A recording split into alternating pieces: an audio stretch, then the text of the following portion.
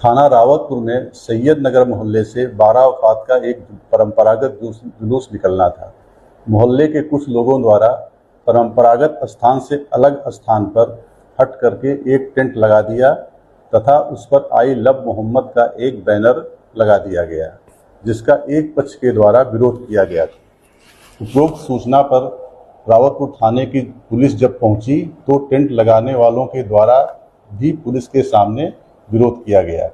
बाद में दोनों पक्षों की सहमति से टेंट व आई लव मोहम्मद का बैनर परंपरागत स्थान पर लगवा दिया गया था।